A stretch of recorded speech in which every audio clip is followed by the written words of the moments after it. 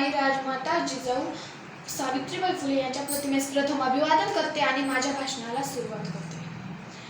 अज्ञानाच्या अंधाराची रात्र काळी होती, अज्ञानाच्या अंधाराची रात्र काळी होती, दिला प्रकाश ज्ञानाचा तोच क्रांतीज्योती सावित्रीबाई फुले होती, तोच क्रांतीज्योती सावित्रीबाई फुले होती। सन्माननीय व्यासपीठ, आदरणीय गुरुजन आणि माझ्या प्रिय विद्यार्थी मित्र मैत्रिणींनो, आज दिनांक 3 जानेवारी म्हणजेच महिला मुक्ती दिन। हा महिला मुक्ती दिनाच्या सर्व महिलांना, विद्यार्थ्यांना आणि शिक्षकांना शुभेच्छा देते। हा महिला मुक्ती दिन आज आपण का साजरा करत आहोत? कारण आजच जन्म झाला होता महिलांना अज्ञानाच्या बेड्यांमधून मुक्त करणाऱ्या ज्ञानज्योती क्रांतीज्योती सावित्रीबाई फुले यांचा।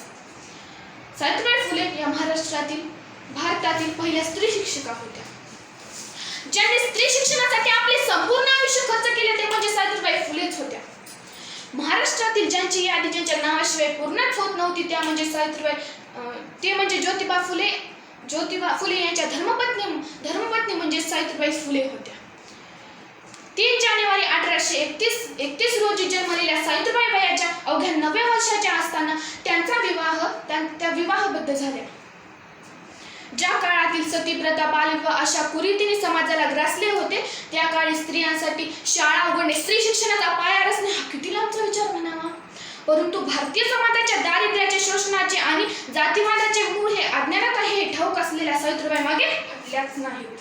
कारण मुगीच त्यांना म्हणत नाहीत, किती भोगले किती सोसले तरीही तिने शिकवले, किती भोगले किती सोसले तरीही तिने शिकवले। स्त्री शिक्षण धडेपुढे तिच्या साऱ्या लेखी निघेल, इथून पुढे गिरवतच राहणार।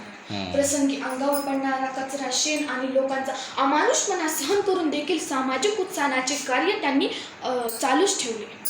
अत्यंत दयनीय अवस्था असलेल्या विधवांसाठी आश्रम चालवणे, स्त्री भ्रूण हत्या रोखण्यासाठी बालकांसाठी आश्रम चालवणे अशी कितीतरी कार्य या माऊलीने आपले कर्तव्य समजून पार पाडले। महिला, बालके, दलितांच्या उद्धारासाठी 24 सप्टेंबर 1873 रोजी सत्यशोधक समाजाची स्थापना ज्योतिबा फुले आणि सावित्रीबाई यांच्या दाम्पत्याने केली। 1897 सालीच्या पुण्यातील प्लेगच्या साथीत रुग्णांची सेवा करताना सावित्रीबाई फुले देखील प्लेगच्या आजारात ग्रासल्या होत्या।